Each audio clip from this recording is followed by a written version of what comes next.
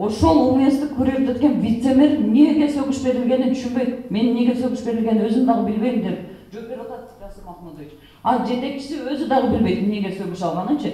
Бул жерде саясатты депутаттар жасабайт. Мен болгону могу коомчулукка ачыктап сурай бератам. Саясатты сиздер жасап атасыздар. Ошону бир интрига кыла бербей мэрияда бир системага салып алыңыздар. Кадр маселесин караңыздар деп атам.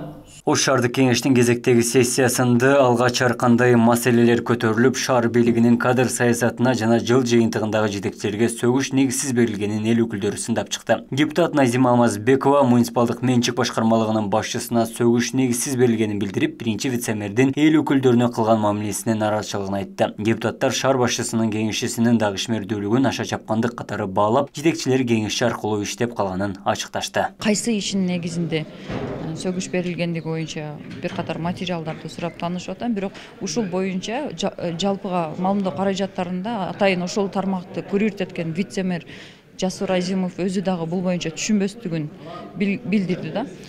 Ошол түшүнбөстүгүн билдирүү менен коомчулукта бир катар баягы суроолорду, шектүү суроолорду жаратып коюп атпайбы? Түз эле жооп бериш керек болчу. Бул эч кандай саясатташтырылган суроо эмес, эч кандай саясатка багытталган эмес. Ошондой эле убакта муниципалдык менчик башкармалыгынын башчысына мындай адвокат болуу максатына деле берилген эмес. Болгону ошол баягы коомчулукта резонанс жаратып аткан суроого жооп алгым келген. Себеби эки вице-мэрдин айткандары бири-бирине карама-каршы келип калып аткандыгына байланыштуу.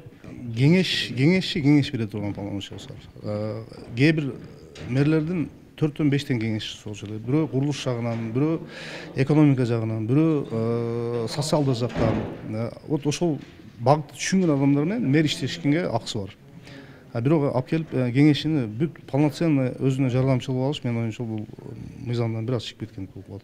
Негизи укугу жок, алар? Укугу жок, конечно, укугу жок да. Ал эми мэрге кеңеш берет да.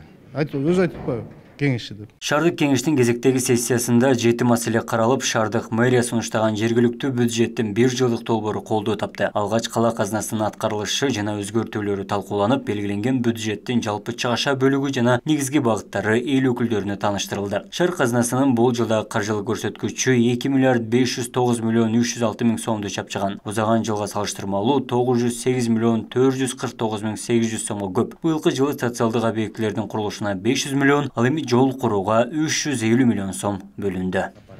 Бюджеттин өсүшү бул реалдуу. Бул эч кандай мына кошумча бир жасалма болгон жери жок. Өткөн жылга салыштырмалуу где-то 1 миллиард сом тегерегинде уже өсүш бар да.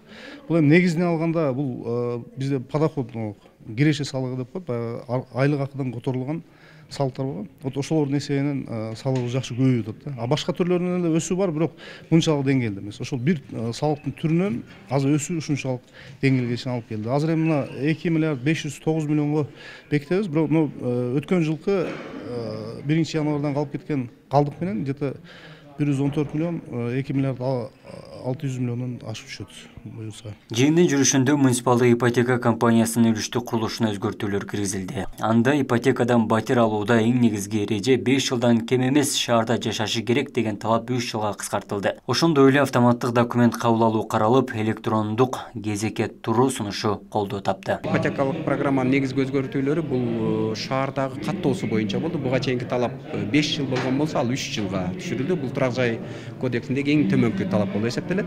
Андан кийин курак жашына да өзгөртүүлөр кирилди. Буга чейин 65 жашка чейин төлөп бүтүшү керек болсо, эми ал 70 жашка чейин узартылды. Анан айрым финансылык параметрлерге өзгөртүүлөр киргизилди. Финансылык параметрлер тагыраак буга караганда, мурдага караганда тагыраак белгиленди. Анан документтерди кабыл алуу эрежелерин өзгөртүү киргизди. Биз муниципалдык ипотекалык ишканасы документтерди кабыл алууну электрондоштурдук.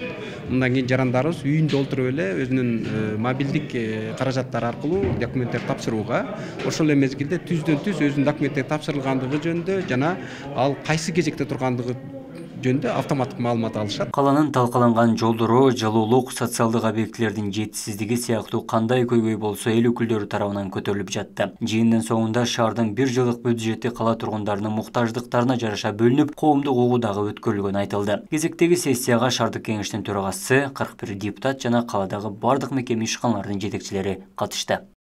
Абдумалик Базарбаев, Виктор Мойдонов, Ош ТВ.